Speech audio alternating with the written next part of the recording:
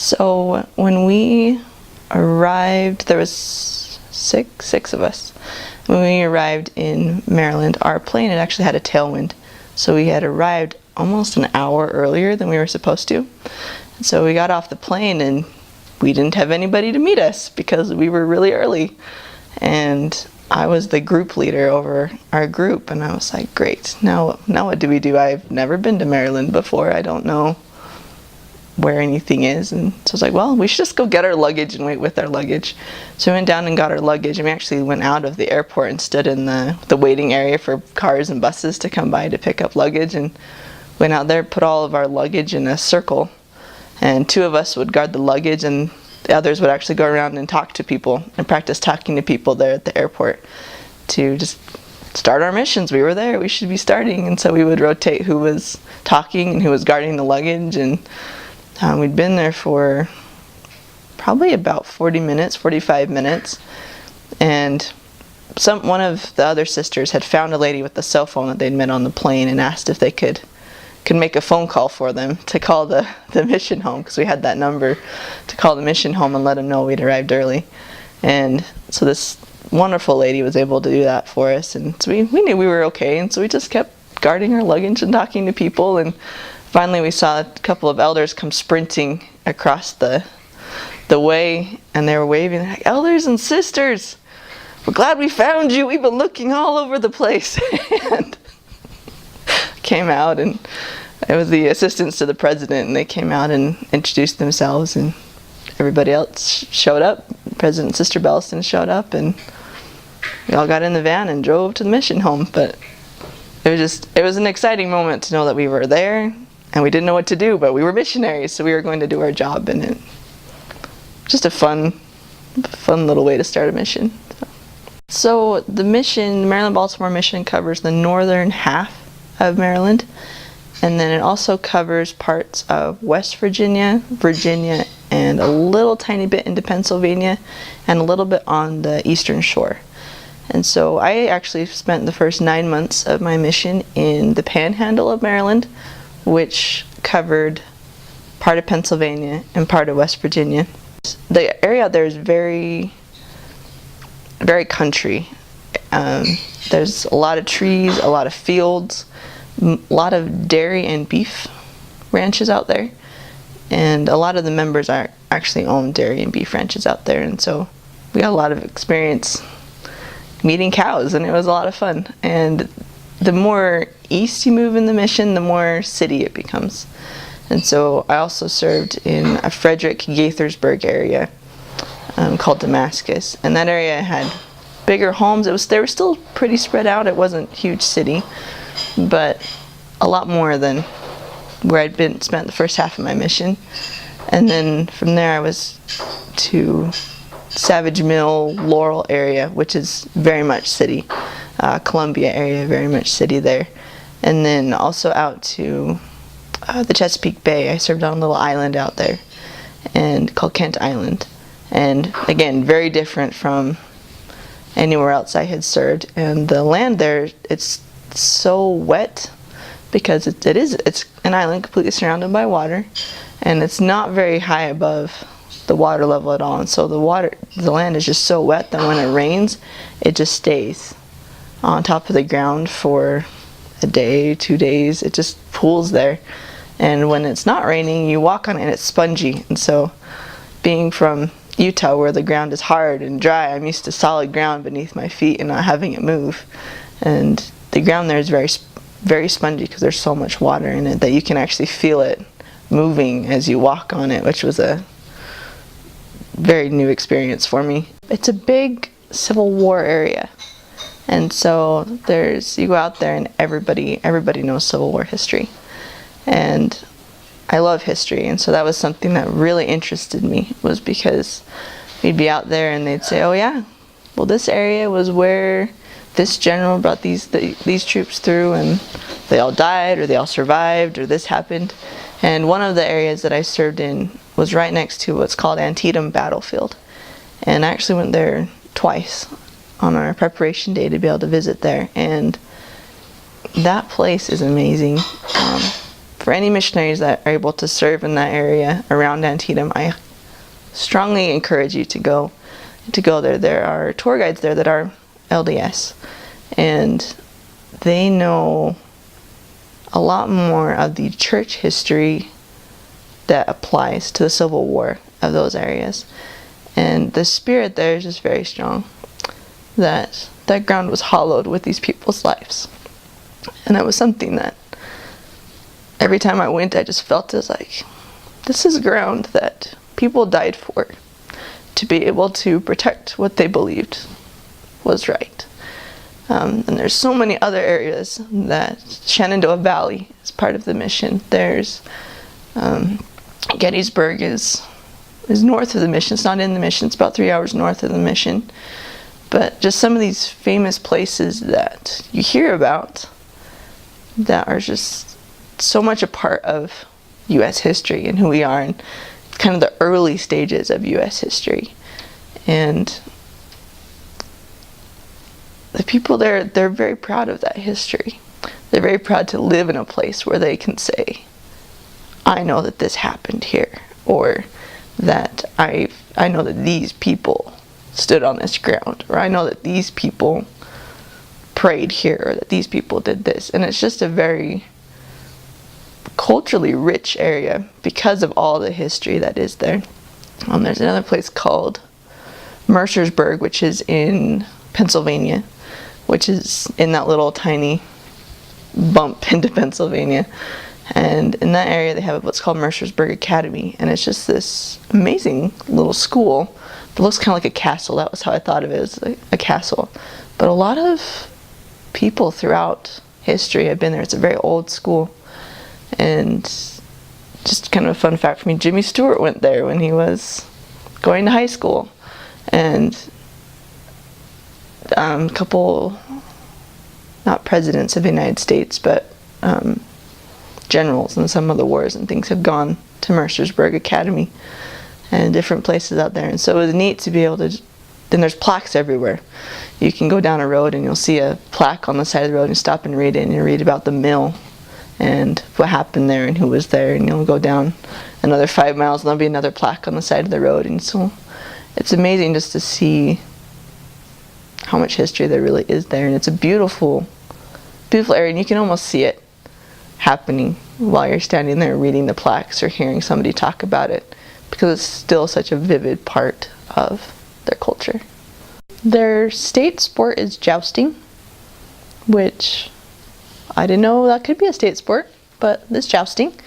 And they're big NASA fans, particularly in West Virginia and the Panhandle area. Big NASA fans. So if you like cars, you will get along very well with most people in West Virginia, because they love NASA. Also out in Kent Island, there's a lot of NASA fans. Or not NASA, what am I thinking of? NASCAR. Thank you. NASCAR fans. Wow. Yeah, NASCAR fans. Lots of NASCAR fans. And lots of jousting is their state sport. I never actually saw jousting. I don't know where they held jousting, but just a fun fact for them. Probably the more interesting foods I ate were out closer to Baltimore. I did serve in some of the suburbs of Baltimore, and Baltimore is like a melting pot where you have people from all over the world that come to Baltimore, especially people from Africa. And so we had lots of Nigerian families that we met, and other countries I'm having trouble thinking of. But so we got quite a wide variety of food. I had food from Jamaica, I had food from Puerto Rico, I had food from Nigeria, I had food from Sweden, I had food from all over the place. I thought, going to the United States, I'm not going to get any weird food, right? Yeah, no, that's not how it works. You meet such wonderful people, and they really want to take care of you, and part of their way of taking care of you and showing their appreciation for you is feeding you. And so I got the opportunity to eat a wide variety of foods, particularly in that area, or those areas that were closest to Baltimore, because the people there are from so many different places. So it's hard to really say specific foods I ate more than others. On the western side of Maryland, out in the Panhandle area, there's a lot of beef, and a lot of butter and things, which I wasn't used to. So that was a new experience for me, just to have a lot of butter on different things, which made it a lot sweeter and creamier, and just a wide variety of food. They do things a little bit different than out here in Utah. They do cook with a lot more butter and a lot more lard, and there's a lot more deer that gets eaten too. So particularly in that area, there's just a lot more deer and wild game that gets eaten. So one thing to just be prepared for as missionaries, particularly in the western half, because that's where I served most of my mission, is be prepared for flooding. When it snows or when it rains, all the rivers, they just tend to go a little higher than they're supposed to, and roads tend to get flooded. So if you are in an area, the rural area, be prepared to have to change plans because of flooding. That was something that it took us a while to figure out, and I wish I had figured it out a lot sooner, because always make sure you have like plan A, plan B, plan C, a backup plan is plan C, because you never know what's going to happen during your day, if it rains or if it snows or your car breaks down. I don't know. Just make sure you have lots of plans, because you're going to need them. Don't just have plan A and expect it to work. Maryland's very humid, so the winters are very cold and the summers are very hot because of the humidity. If the humidity wasn't there, it really wouldn't be that bad. My first winter there, they had actually had the worst storms they'd had in like 80 years or something, and we ended up within 3 days we had close to 7 feet of snow. And I mean, everyone's like, oh, you're from Utah, you should be used to snow. Yeah, snow melts in Utah. Snow doesn't melt in Maryland. So it piled and piled and piled and piled, and we had cars in our mission, and we were not allowed to drive cars when the snow was on the ground. And so that meant that we couldn't drive our cars, right? Well, we had all the snow on the ground, and nobody knew where to put it. There's nowhere to really put snow, at least in Pennsylvania, which is where I was serving at the time, because they're landlocked, so they don't have places to just dump it unless it's in the river, and they'd been dumping so much snow in the Potomac River that the river was overflowing. And so they were just pushing the snow up and down the street with a bulldozer, and with people with their trucks were pushing up and down the street, and they just weren't prepared for the amount of snow that they received. And when we were driving to Zone Conference, no, it wasn't Zone Conference. So we were driving for transfers, and our branch president was driving us, and the snow was piled so high on the sides of the freeway that you couldn't see to be able to get on and off the freeway, because you had about a 9-foot wall of snow to be able to have to see around. So I mean, nobody could see around the snow, and it lasted for months just because it was so cold. And so that was probably the most extreme weather that I had. And then in the summertime, everyone's like, oh, it's not usually this hot. This is a really hot summer, but I preferred the summer to the winter because I wasn't cold and there wasn't snow everywhere. But generally, from what I understand about the area, is that it's pretty temperate. They do get snow and they do get rain. It also rains ice in Maryland, so you'll have ice storms where they'll go into somebody's house and you'll be teaching them, and you'll hear it going on outside, and you'll walk outside and you'll have 2 inches of ice all over everything, from the roads to the cars to the houses. If you're out in it, it hurts because you're being pelted with ice. Wool coats are great because nothing much gets through a wool coat. But yeah, ice storms were something I was not used to seeing out there. But that does happen through the winter quite a bit, is they'll have ice storms. Speaking of cold, it's a really good idea for missionaries is that they dress warm. Because of the humidity in the air, that goes right through you, and you will be very cold if you're not dressed properly. So prepare to dress in layers, and as well as bring a wool coat. Don't wear the wool coat without other layers under it, because even that's not going to keep out the cold. But it does help so much to be able to have a good thick wool coat. It seems to stop the cold a little bit from getting through. And then if you're used to wearing sweaters or a couple layers of shirts, or if you're a sister, wear layers of skirts, and just dress really warm, because it gets very cold. And the trees there's so many trees, and in the springtime when everything's blooming, it's just a world of color. It's beautiful. And in the fall, when everything's changing colors again, it's another world of color. Different colors, but just beautiful. I'd never known there were so many flowering trees in the world. And the vines there just grow like crazy. And so you'll see what looks like a couple of trees, but they'll look like they're almost linked together by all the vines and the grasses and everything that grows between them and over them and on them and through them. And so everything just looks very green and very full of life. It's very beautiful. There are no mountains. There are no mountains. People may tell you they have mountains. They're hills. They're not mountains. So you will find hills, but particularly in Pennsylvania. West Virginia has some mountains, but they're not the same Rocky Mountains. And they're covered in trees. They're beautiful, but they're very different from what in my mind is a mountain. So there's several airports in the area as well, and a lot of information for news and weather is based off of airport locations and where the DC Temple is. And the DC Temple is outside of the Maryland-Baltimore mission, about 20 minutes or so, but it's got a great visitor center, and it's a great place to be able to take investigators so they can go and feel that environment, be near the temple, be able to learn. And around Christmas time, they have wonderful performances, which really allow people to be able to get a feel for what we believe. And beautiful light displays and a nativity that sometimes it's live, sometimes it's half and half, depending on how cold it is outside. Well, first of all, maps.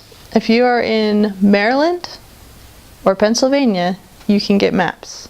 If you are in West Virginia, on the other hand, maps are a very new thing, unless you want a trail guide. If you want a trail guide, they've got trail guides. But if you want just a map with a grid system on it, well, they don't really have the grid system, first of all, but to be able to have roads and signs of roads to be able to drive, only a few counties have them. In fact, the area I served in was Morgan County, West Virginia, and we had their first map. Like, they'd printed it that year, and that was the first official map they'd had, and it still had lots of bugs, so don't be completely reliable on maps. Also, GPS is not the best reliable tool for West Virginia or the bottom half of Pennsylvania, because a lot of those areas are just dirt roads that go places, and GPS doesn't understand dirt roads very well. And so if you're going to rely completely on GPS, expect to get lost and expect to end up in a field. If you're going to rely completely on a map in West Virginia, expect to get lost, expect to end up in a field.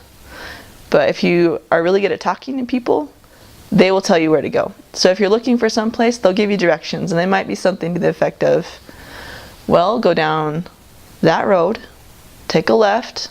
When you see the big rock, take a right. When you go down a little further, you'll see a great big tree, take another right. You'll pass a red house with a white fence, take a left.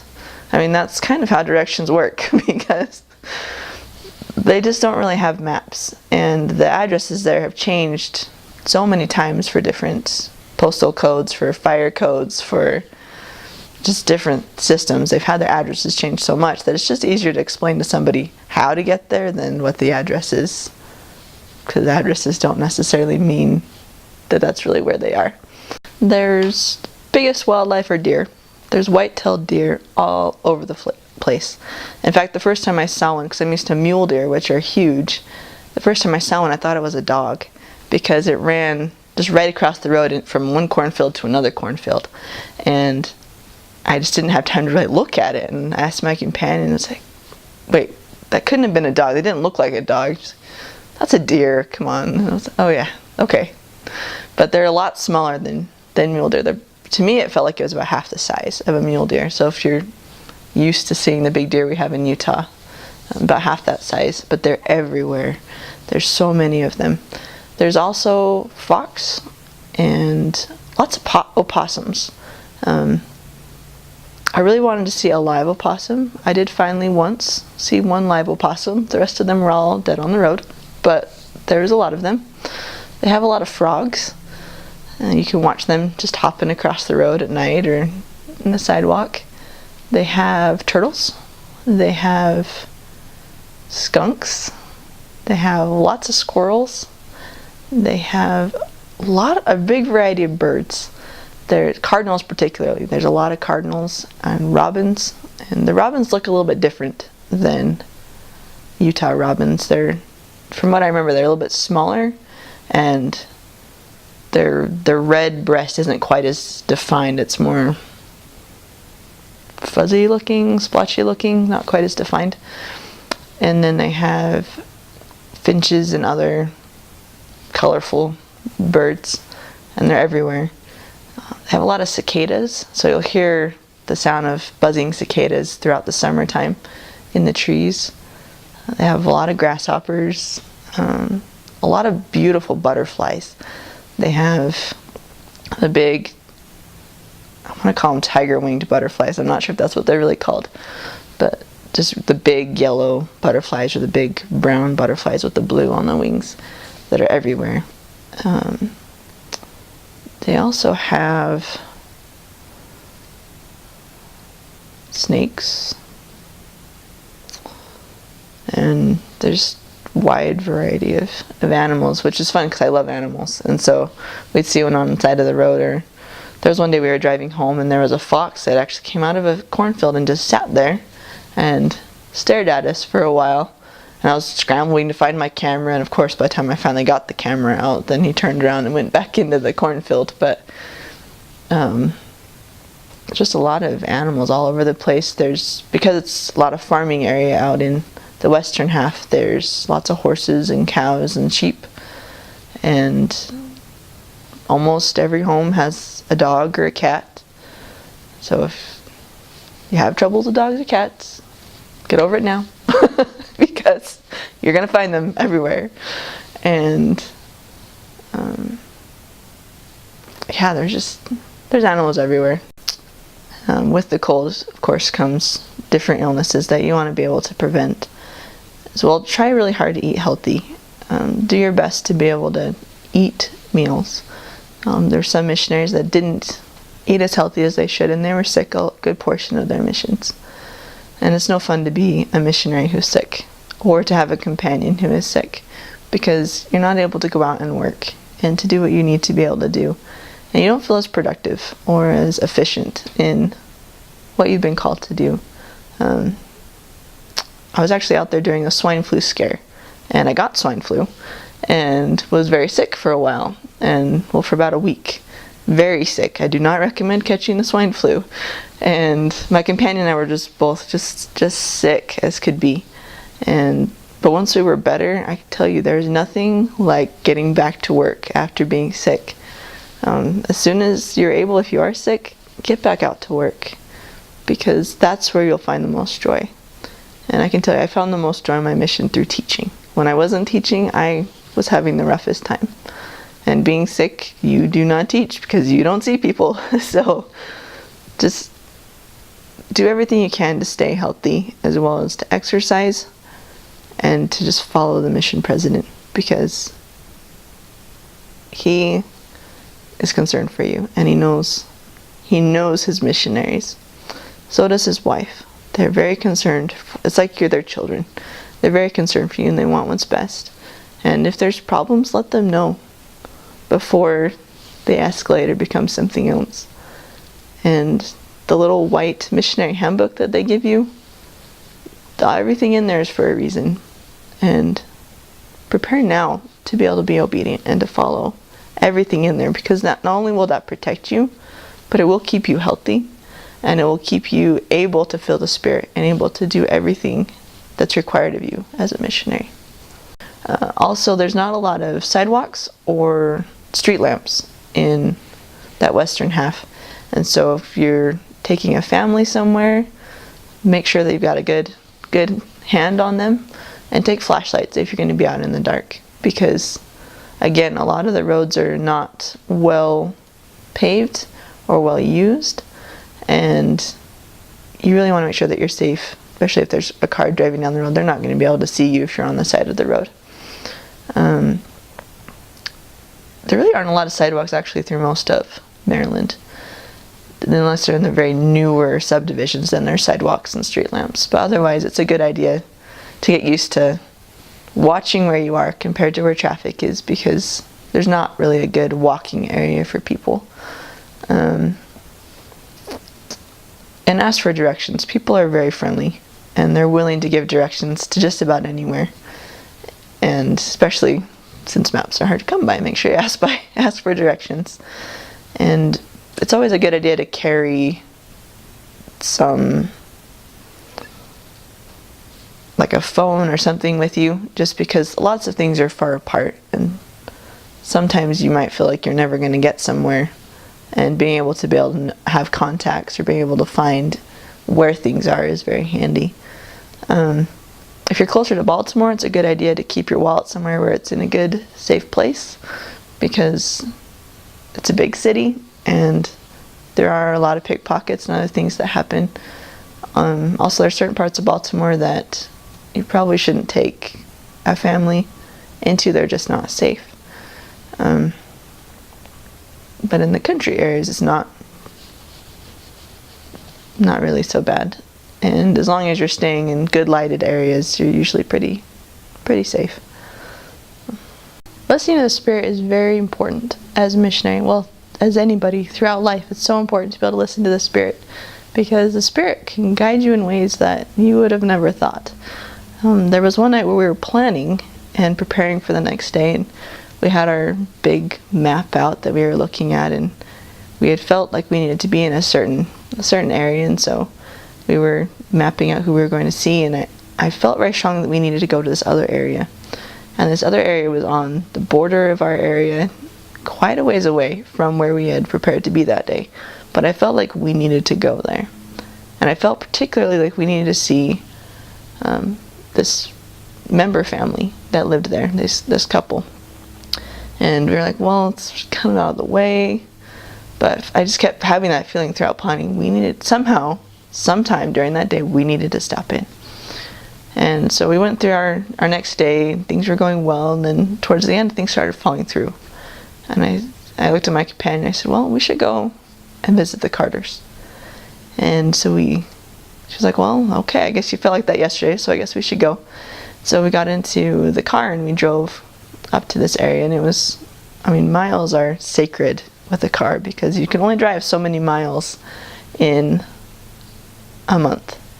And so you plan according to where you're going to be so you can save those miles and be able to use them for when you really need them. And we were using precious miles, but I kept feeling like we needed to go there.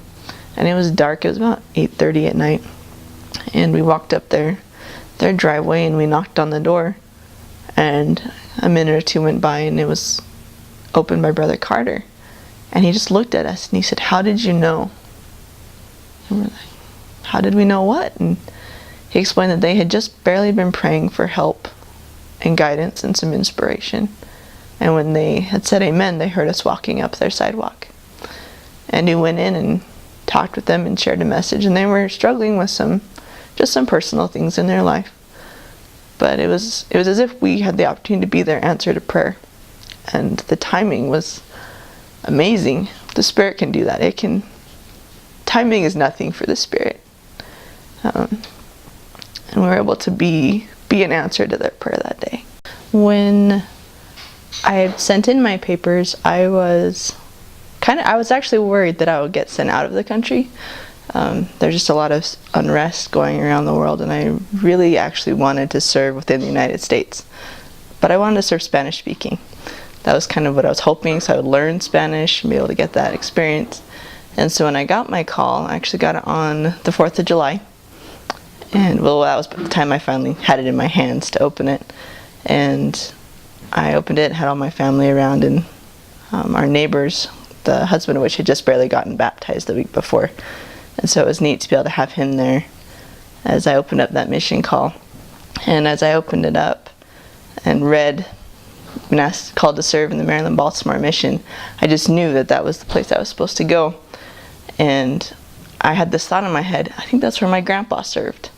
And so I turned to my dad and I said, is that where Grandpa served? And he said, yeah, that's where Grandpa and my step-grandma had served 8 years prior. And so that gave me that connection already to that area. And I went and called my other grandpa on my mom's side of the family up, and to let him know that I had gotten my mission call. And he said, oh, one of my very good friends just got called as the mission president there. And so it was funny because I had connections down both sides of my family, and that to me was a confirmation that that was where I was supposed to be, that the Lord knew very much who I was and where he needed me. And so it just brought me a lot of comfort, I guess, to say that I knew that that was where I needed to be, as well as just excitement, because now I was going to go to a place where the people were my grandpa's people and where I could kind of continue that legacy on that he had left there. When I had sent in my papers, I was actually worried that I would get sent out of the country. There's just a lot of unrest going around the world, and I really actually wanted to serve within the United States. But I wanted to serve Spanish speaking. That was kind of what I was hoping, so I would learn Spanish and be able to get that experience. And so when I got my call, I actually got it on the 4th of July. And well, that was the time I finally had it in my hands to open it. And I opened it, had all my family around, and our neighbors, the husband of which had just barely gotten baptized the week before. And so it was neat to be able to have him there as I opened up that mission call. And as I opened it up and read, when asked, called to serve in the Maryland, Baltimore mission, I just knew that that was the place I was supposed to go. And I had this thought in my head, I think that's where my grandpa served. And so I turned to my dad and I said, is that where Grandpa served? And he said, yeah, that's where Grandpa and my step-grandma had served 8 years prior. And so that gave me that connection already to that area. And I went and called my other grandpa on my mom's side of the family up, and to let him know that I had gotten my mission call. And he said, oh, one of my very good friends just got called as the mission president there. And so it was funny because I had connections down both sides of my family, and that to me was a confirmation that that was where I was supposed to be, that the Lord knew very much who I was and where he needed me. And so it just brought me a lot of comfort, I guess, to say that I knew that that was where I needed to be, as well as just excitement, because now I was going to go to a place where the people were my grandpa's people and where I could kind of continue that legacy on that he had left there. I know that being a missionary is a blessing, that my testimony grew so much as a missionary. I thought I had a strong testimony before, but through the experiences that I had on the mission, it was able to grow 100-fold more than it had been before. That I came so much closer to the story of the restoration. It's something that you share all the time. It's something that you memorize, that you learn, that you work on, and it becomes a great part of who you are. I also grew so much closer to Heavenly Father and to His Son, Jesus Christ. I learned so much about the atonement that it has been such an amazing thing to be able to have now, is that understanding of the atonement and the grace that is offered to each of us. And I know I'm crying, but it is just such a wonderful, happy thing that these tears are actually tears of joy, because it was just the best thing, the best decision I could have ever made. And I'm so excited that there are so many more missionaries able to go out and serve now, that elders and sisters are leaving by the hundreds, the thousands to go out and serve missions, and that so many more are living faithful lives as teenagers to be able to go out and serve. I just think it's so exciting for them to be able to do that. And I say that in the name of Jesus Christ, amen. Because I had come late, I was the only sister in my district it wasn't my district, but the only sister that came in that day. And so I came into the mission field. The assistants to the president and our mission president and his wife picked us up at the airport. And then we all were shuttled back to the mission home where the mission president and his wife live. And we were able to have a dinner, and then we had kind of a devotional together where we bore our testimonies and we talked about our expectations for the mission field and things like that. And then what the mission president wanted the culture of the mission to be, how he wanted his missionaries to act and to feel about missionary work. And then we had individual interviews with the mission president, and President Richards and I got along really well right from the get-go. And I had been in the MTC for so long that I was like chomping at the bit to get going. And you'll just love your mission president. Like, there's no way, I feel like, not to. And if you don't, that makes me sad. But I think just having trust in him immediately was probably one of my first impressions, that I was like, I know that this man is here for me, and he's here because the Lord knows that I need him. And I did. He was one of the biggest blessings of my mission. I think he was just a great man. And after that, the next morning we woke up and we drove to the meeting house where we always had transfers. And I think that's different for some missions. Our mission was small enough that everybody could just gather in one place for transfers. And from there was a testimony meeting, and then we just had all right, here's all of the trainers, here's all of the trainees, I guess, the new missionaries, and they called their names and brought them in, and they paired us up. And my trainer was awesome. I got along with her very, very well. And I think one of the things that made the biggest impact for me, and maybe this will help people that are going to be training, is that my trainer let me learn by doing, but she didn't force me to do anything. And so it wasn't like she would show me first instead of just being like, well, do a door contact. And, and I'm like deer in the headlights. I have no idea what to do. But she really helps me learn by watching, but then wasn't afraid to push me to be like, you need to do this. You need to figure out, how to talk to somebody on the street or whatever. And, we actually ended up getting locked out of our apartment the first day, and our area book wasn't in our apartment, and we had to go back to the mission home and get it. But we shotgunned the area, or some people call it whitewashing or whatever, where both of the missionaries are taken out of the area and 2 new missionaries are put in. So we were both brand new to the area and just got to know the area, and it was a lot of fun. It was hard at first just because we were both so unfamiliar that going to church, we didn't know who was investigators and who weren't and things like that. But overall, I trusted my companion to know what she was doing. And she trusted me to, in the sense that she let me use what I learned in the MTC.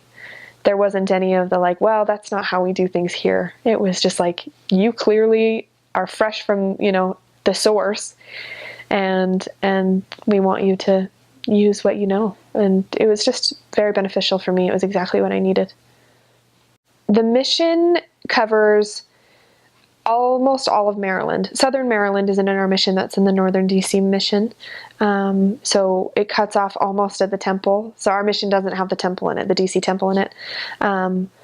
So most of Maryland, there was a tiny sliver of Pennsylvania in one area. That area had 3 missions, and it was kind of cool. Or 3 states in it. It was kind of cool. And then West Virginia, probably the eastern third of West Virginia, and then the triangle or Winchester kind of area of Virginia. And so we covered from city to Podunk, 200 people in a town, sort of. That was kind of the dichotomy of our area.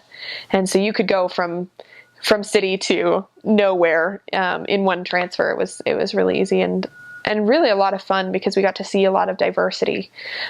West Virginia is generally pretty low income, and so there's very little dental care there. Most people are missing a lot of their teeth, and most people are uneducated but very humble people. They're like one of the nicest people you'll ever meet. And then Maryland is usually a higher income area.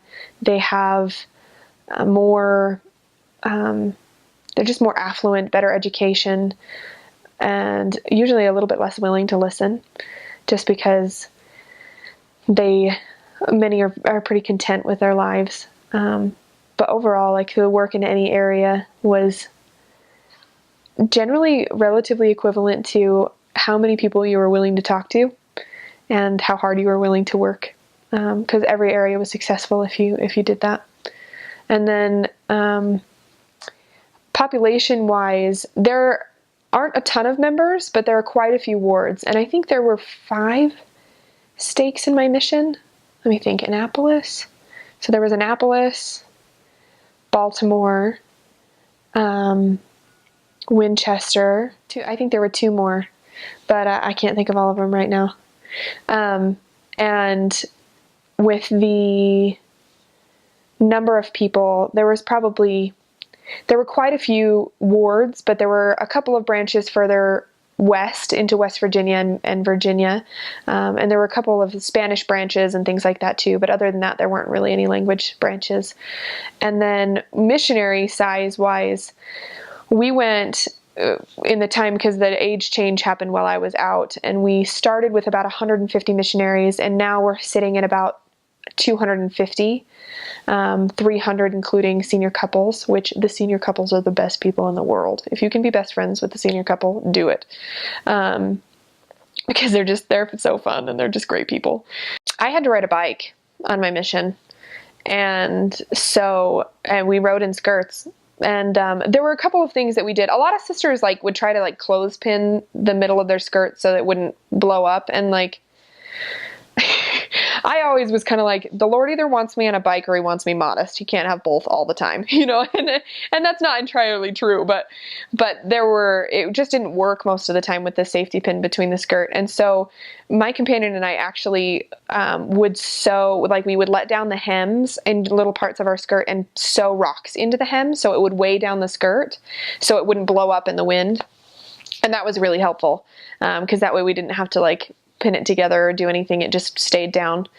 And tights were awesome for bikes because it was like wearing pants if you wear the tights. And during the winter, because it gets really cold, and it's a different kind of cold than West Coast cold, because the humidity is it just hits you to your bones. You can't put on more layers to fight the humidity. It just hurts. And so we would wear fleece lined tights with the long garments as well over them, or the tights over them. And it always kept us pretty warm. And it was also another way to stay modest and to make sure we were modest on bikes. Other tips for sisters, I would just say, safety wise, just be smart. And being afraid isn't helpful, but being attentive is. So, if you're afraid constantly, you're going to look really vulnerable. But if you're just attentive and you're aware of your surroundings, and you make sure that if somebody's been following you for a little while, you change direction and you don't let them see where your home is really important. And something a relative of mine told me before I went that stands true is that if you feel like someone is following you, you act like a crazy person.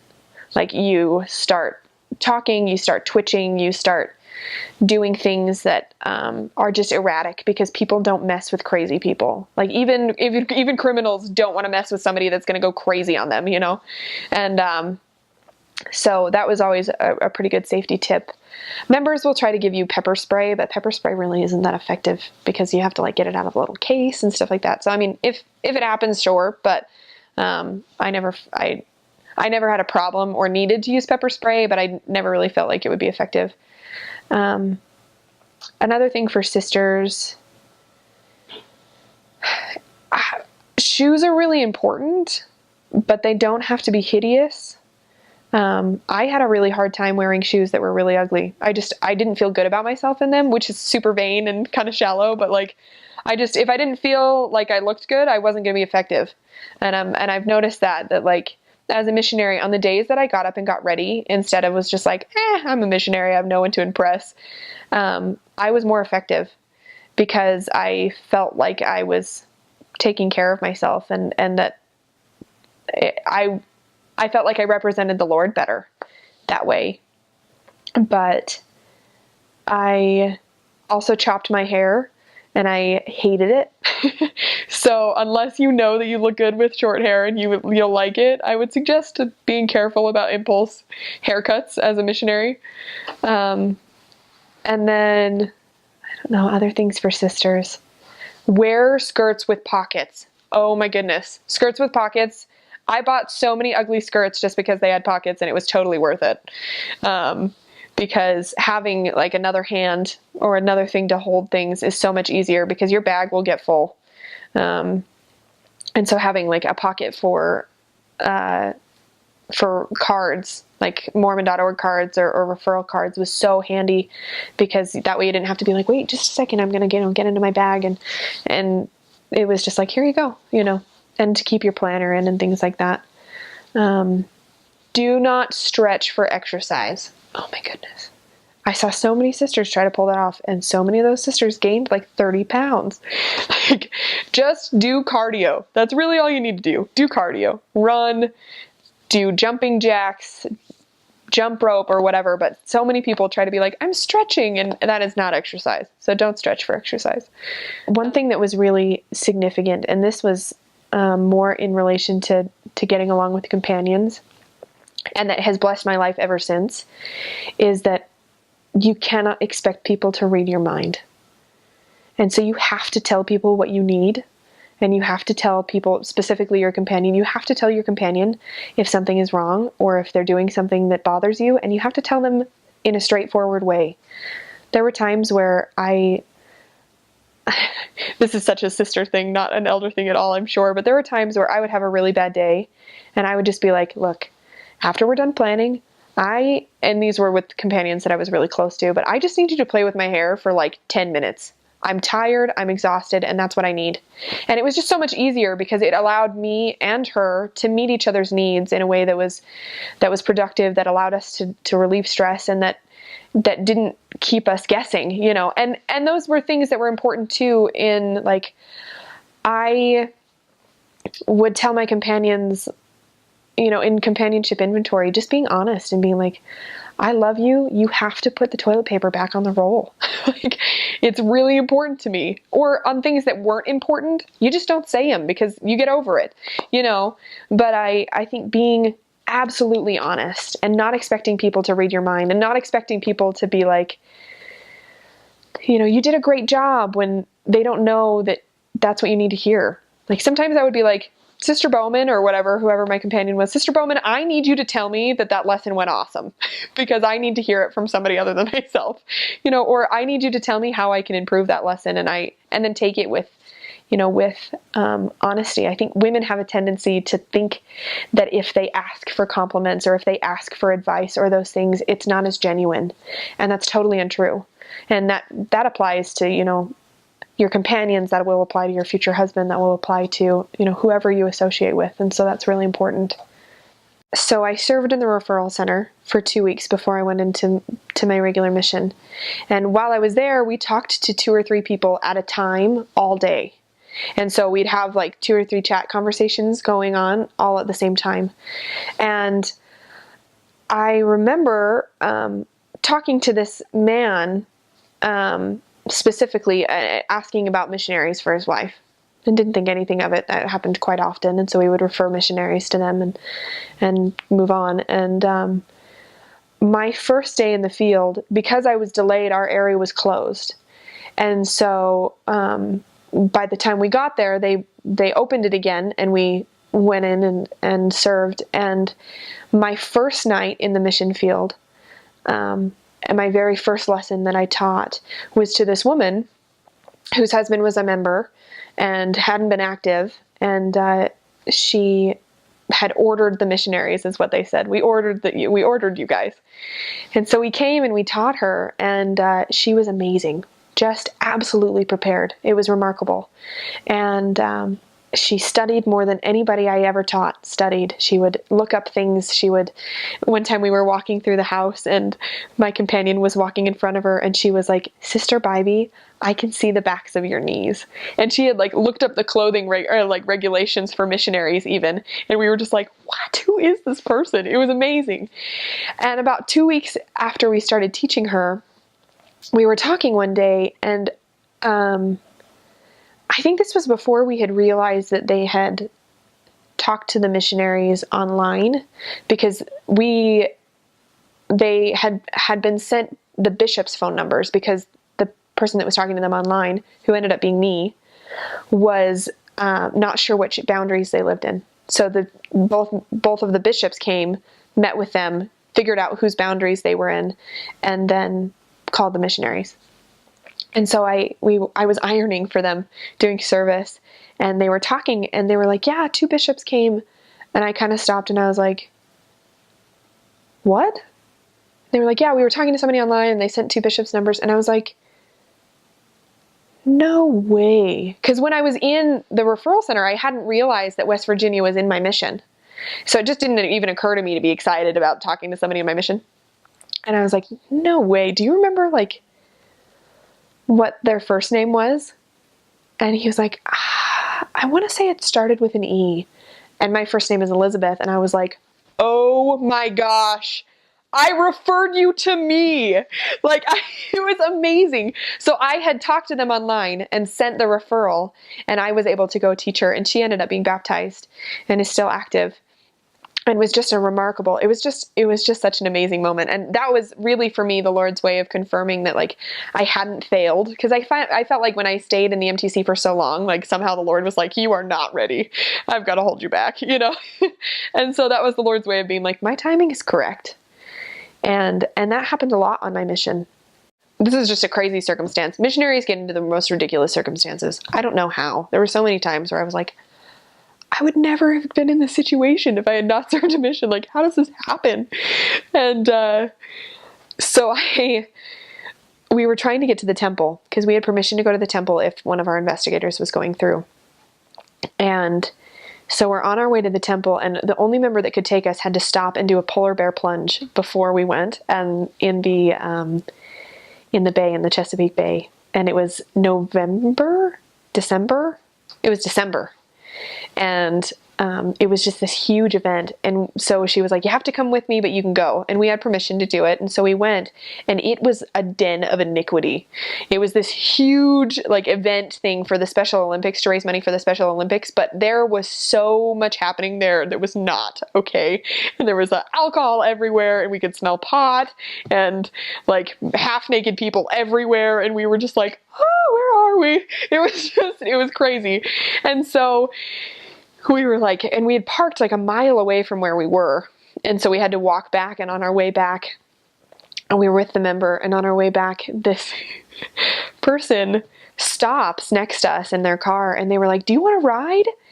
And the member was like, yeah. And so she just hops in the car. And so, like, we can't leave her. And so we're like, so we get in the car, and we're hitchhiking, and I'm training, and I'd been out 5 weeks. I'm training this new missionary, and who'd been out like 3 days. And we get into the car, and there was alcohol everywhere, like open beer bottles, beer everywhere. And she was drinking as she was driving. So we're hitchhiking with this drunk driver on the way to the temple. And it was just it was so ridiculous. And so we ended up getting out, and my companion had been really afraid to talk to people at the event, which was like the only way I could justify being there. And she was so afraid. And then when we get in the car, there's this drunk driver, and she just pipes up and teaches her the entire first lesson. And it was hilarious. And it was so her, because she was very unafraid most of the time, but she teaches her this whole lesson, this drunk woman who's driving us to the car. And we managed to get to the car alive and safely, and we got to the temple on time. So it was ridiculous, but just one of those moments where I was like, how did this even happen to me kind of situations. But those happen a lot on the mission, and you just kind of roll with them and hope that the Lord takes care of you. So the same woman, her name was Alyssa, that I taught on my mission, that I referred to myself, this is a funny story too, I guess, but she was not a small girl. And so we needed like an extra large jumpsuit for her. And when we got to the church to fill up the font and everything, it took about 3 hours to fill up the font. And when we got to the church, there weren't any jumpsuits at the church. And we were like, what the heck? Like, what's going on? So we're looking around the church, because that's usually where they're kept. And it ends up, we find out after making a couple of phone calls, that there's one woman in the stake who keeps all of the baptismal suits at her house, which we were like, who thought that was a good idea, you know? And so we are frantically trying to get a hold of this woman, because we've got about 2 hours left till the baptism starts, and we couldn't continue to fill up the font because we couldn't leave the font running and be gone. And so we were just like, what do we do? And we ended up showing up at her house, and she wasn't there, and she wasn't answering, and finally she answers, and she was in a movie. And she was like, I can't come. And we were like, are you kidding me? I even offered to break into her house. I was like, I can just pop out a screen. Are there any windows that are open? She's like, I'm not letting you break into my house. She was kind of mad, actually, but we were like, ooh. And so we just didn't know what to do. And nobody had clothing that was white, that was big enough for her. And so we were just like, I have no idea what we're supposed to be doing. And I'm kind of praying this whole time, like, Heavenly Father, help us figure it out. And all of a sudden, the Spirit very strongly was like, go to Walmart and buy white sweats. I was like, silly Spirit, no one makes white sweats. That's dumb. And the Spirit was like, no, really go. And I was like, I don't think there's going to be white sweats at Walmart, which I don't know why I continue to argue with the Spirit, because he's always right. But, so I said that, and in my mind, and very vividly, I saw an image of the white sweats that I was going to find. And I looked at my companion, and I was like, go to Walmart now. And she was like, why? And I was like, just do it, because I didn't want to explain to her and be wrong. And so we run into Walmart, and we can't find them, and we can't find them. And we find a white shirt that she can wear. And we were like, well, we've got this, let's go. And so we run out, and as we're running out, in one of the boxed stands in the clothing section, there is an entire row of sweats, and an extra large pair of white sweats. And we were like, God is awesome. You know, it's just one of those, like, high five the Spirit right now sort of things. And we bought the white sweats, and I still have them. I had her sign them after we were done, and I still have them, and I still wear them for, like, pajamas. I had to, like, put in like a tie string or whatever, but it was just amazing. Just one of those, like, it helped me know that the Lord was very aware of us and our needs and her, and that baptism should happen. And the font filled faster than it had ever filled before. And we were able to start the baptism on time. It was great. One of the days we were out tracting, and my mission didn't really tract. We did a lot of member work and referrals and things like that, or street contacting. And so knocking on doors wasn't really a thing. But every once in a while we would do it just to kind of burn time between appointments, or if we didn't have time to drive somewhere, or if we were low on miles, which was an ever-present problem. But one of the days we were in an area and just felt prompted to knock for about 20 minutes. We had about 20 minutes to burn. And so we walked up to the street, and I felt very strongly that we needed to knock on a particular house. And so not really thinking too much of it, we go and we knock on the door. And this man, who is probably in his early 60s, late 50s, a short kind of little bearded man, he answers the door, and he just goes, oh, hey, and then walks away from his door into his house. leaving the door open, and like he wanted us to come in. We weren't really sure, and I looked at my companion and I was like, what do we do? Because we didn't know if there was a woman in the house or if anybody was in the house except for him. And she was like, I think the spirit says yes. And I was like, I think the spirit says yes. So we just walked in, and he seemed really nice and friendly, and we were talking to him, and his wife comes down the stairs, and it ended up that they had been investigating 15 years before, or he had been investigating 15 years before, and that she had gotten baptized in the 70s and had become inactive about 6 years after she was baptized. And the church had absolutely no record of them. And we just didn't have any idea. She had been lost for 30 years.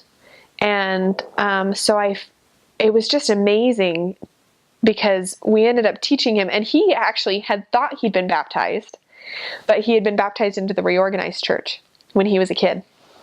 And so for a long time he was like, I've been baptized. And the church didn't have any record of him. We were like, we don't have your membership records. There's no record that you've been baptized, which means you need to get baptized again. And he was like, no, if I've already been baptized once, I don't need it again, kind of thing. And then finally I had been transferred out of the area, but the next set of missionaries figured out that he had been baptized into the reorganized church. And like 2 weeks after they found out that he had been baptized in the reorganized church, he accepted a baptismal date, and I was able to attend his baptism. So it was just one of those, like, what are the odds that we would run into them? Mormons make the best stalkers, the kind of thing. Like, we can find anybody, and it ended up being a really kind of an amazing circumstance. What's the craziest food you ate? Squirrel.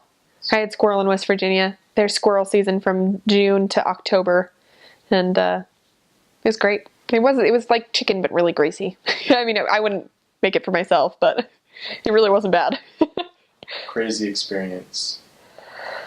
I was at a bus stop in Baltimore with my companion, and it was getting dark, and we were kind of scared because you don't want to be in the city when it's dark. And we had crossed the street to take a picture of the skyline in the sunset because we were waiting, and we had like an hour to kill because the buses on Saturdays were like almost non-existent. It was really hard on Saturdays. And so we had crossed the street, and as we were across the street and we needed to get back, we realized that there was a car parked that was an undercover cop car. And they saw us jaywalk, and we were like, well, jaywalk back and possibly get ticketed, or don't jaywalk back and possibly miss a bus that might come if we walk all the way down the block to the crosswalk and walk back. So we just jaywalked back, and they got on their intercom and were like, walk across the street again. And we were just laughing and kind of just messing with us. And so we're waiting at the bus stop, and the bus pulls up, and they waited for us the whole time just to make sure we were safe. And the bus pulls up, and we just waved and we're like, thanks, and got in the bus. And the bus driver, she was an African-American woman, and she was furious. Like no fury I had seen on my mission. She was so mad. And I just was very confused at first. I was like, what is wrong? And she starts ranting and raving about how the cops wouldn't wait for 2 black girls, and that 2 white girls didn't deserve to be protected in this city. And she was furious. And it was the first time I'd ever experienced like reverse discrimination, I guess, or discrimination for being white and for being a woman. I was just like, it blew my mind, because it wouldn't have even occurred to me, like color wise. I was like, I'd just be grateful that they were protecting 2 women, And she was so mad. And I was very afraid that we would get off the bus and the whole bus heard her. It was not a secret. And we just sat there just mortified, didn't know what to do. And we were afraid that somebody would get off the bus and show us that the cops couldn't take care of us, and that we would be robbed or worse that day. And so we ended up just saying a quick prayer, and we got off the bus, and a man got off the bus with us, and he stopped us, and he was like, I'm ashamed for her. I'm sorry that she did that to you. And then just walked away, and we were like, oh. And we were able to walk home safe, but that was crazy. What was the greatest life lesson you learned? I would say to be quick to observe. I think I learned that from the moment I got my got the prompting to serve a mission, but it was just further and further reinforced as I got promptings that were sometimes ridiculous, like stopping a man who was crying over his dead cat on the highway because it had been hit by a car, and being like, what can we do to help you, and teaching him and things like that, and just being willing to be quick to observe any prompting that you get, and not fighting with the Spirit like I sometimes do, but having a willingness to be open to that, because I just learned that I don't know why I trust myself to orchestrate my life correctly when someone who is fully aware of every circumstance in my life and every possibility could have so much better control. And so just being willing to obey immediately and with exactness. What was the best skill that you gained as a missionary? Probably being open. Just being able to express what I need and to have expectations for other people to express what they need. I think just communication skills were huge. And I've seen that in relationships that I've had since, and just being able to admit my weaknesses and to be able to work on them in a way that's open. I think for a long time I really struggled with letting people see my imperfections. I wanted to be able to do everything I could to hide them and to control them so that I came off as being perfect, or as perfect as I could. I mean, I'm sure people saw plenty of flaws that I just wasn't able to hide.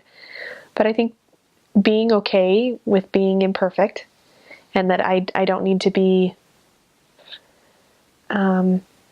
perfect to have an influence and to be good and to do those things. And so I think communication was a huge part of that, just being vulnerable. What was the hardest experience you went through?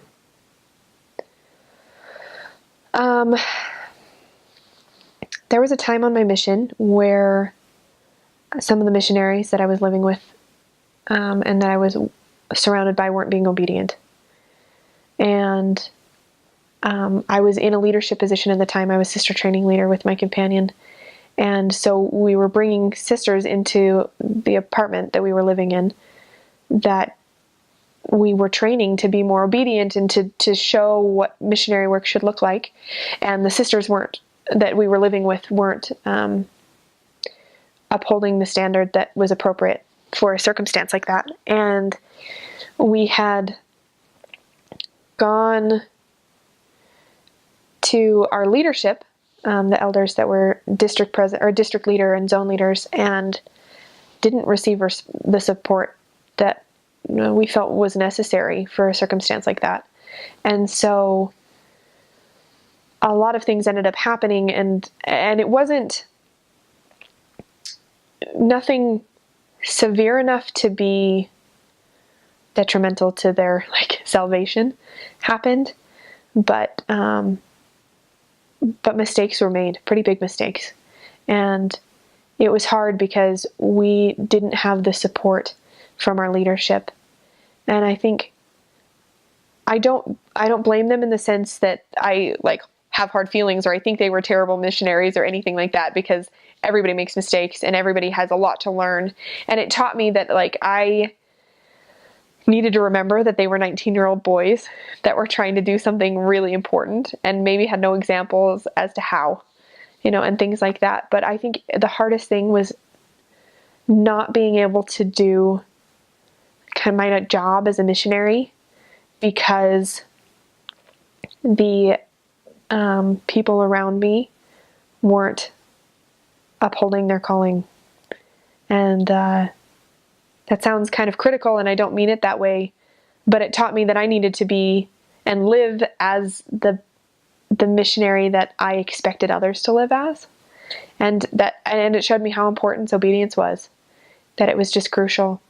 And I learned a lot from that, and I'm friends with a couple of the people that were involved still. It didn't ruin things necessarily, but it was a struggle. That and being tired.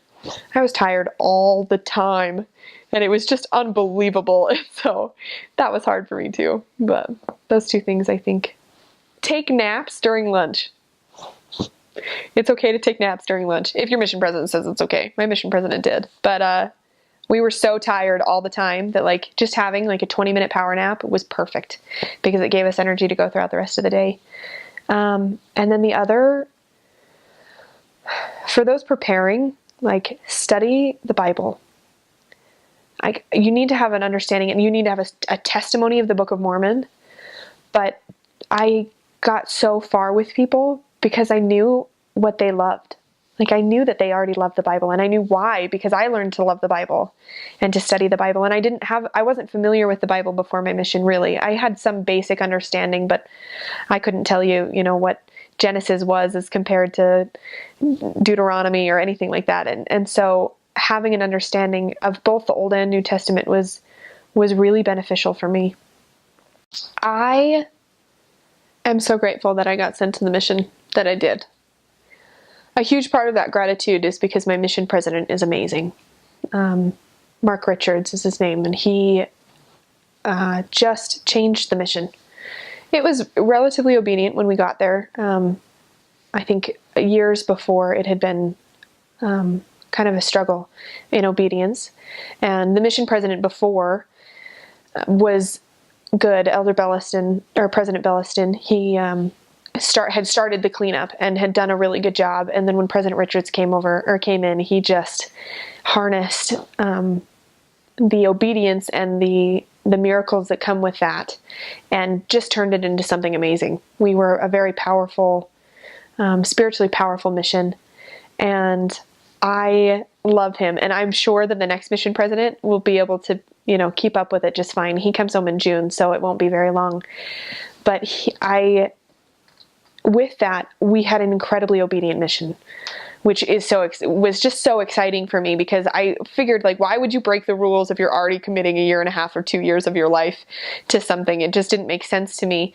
And so to be able to go and to be able to live and expect your companions and the people around you to live obediently was awesome. I didn't even know you could sleep in until like 6 months into my mission. I remember having a conversation with somebody, and they were like, yeah, they slept in. And I was like, how? And they were like, what do you mean? And I was like, well, didn't their alarm go off? And they were like, yes, they turned their alarm off. And I was like, you can do that? And it just hadn't even occurred to me. And no, you can't do that. Like, it's against the rules, but I guess you can by choice.